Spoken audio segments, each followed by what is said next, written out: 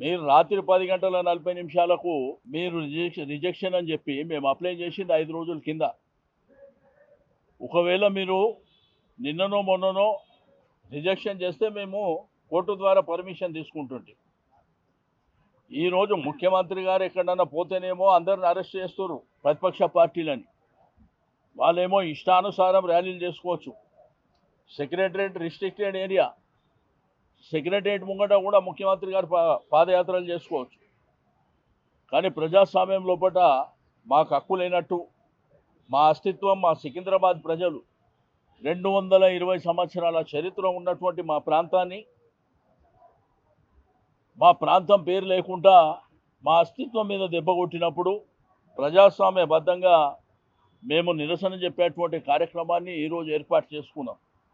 మీరు చూస్తే ఒక కర్ఫ్యూని తలపించే విధంగా కొన్ని వేలాది మంది పోలీసులు పెట్టి ఎక్కడదక్కడ అరెస్టుల పర్వం కొనసాగించడం అనేది దుర్మార్గమైనటువంటి చర్య.